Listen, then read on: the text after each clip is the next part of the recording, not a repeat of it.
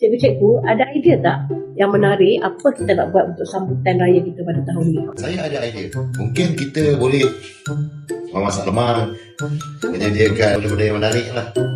Baiklah, kalau macam tu saya setujulah kita teruskanlah dengan idea yang telah kita bincangkan tadi ya. Okey, baik puan. Siapa dekat sini yang keluarga dia dah buat persiapan raya? Saya, cikgu. Mak saya masak lemang dan rendang ayam. Cikgu, saya pernah makan lemang. Mana sedap. Cikgu, saya nak tanya, lemang tu apa? Lemang adalah salah satu makanan tradisional sewaktu hari raya. Lemang diperbuat daripada pulut dan dibakar di dalam buluh. Ha, yo. Apa buatnya tu? Atau Mika udah habis kelas ke? Ya, yo.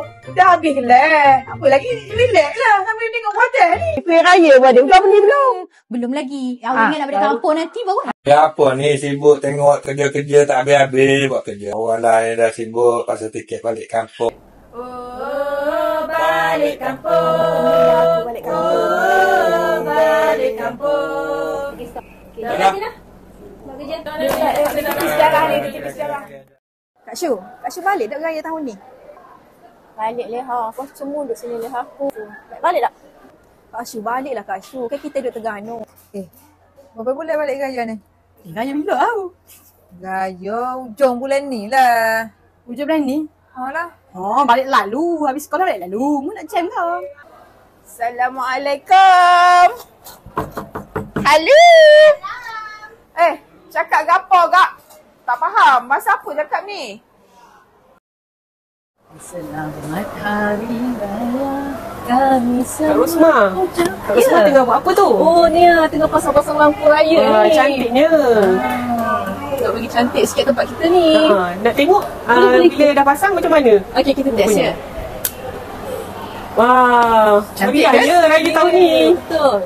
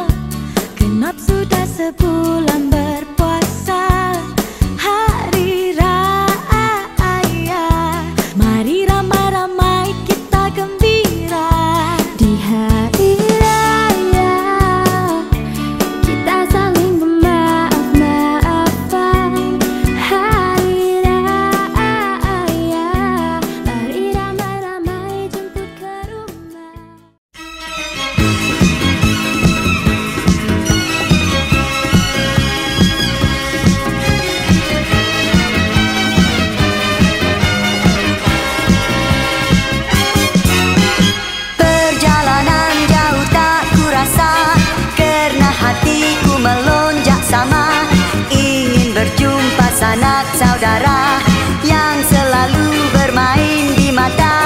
Nun menghijau gunung ladang dan rimba, langit nan tinggi bertambah birunya, deru angin turut sama berlagu. Semuanya Okey, selamat Hari Raya. Okey, terima kasih sir. Selamat Hari Raya.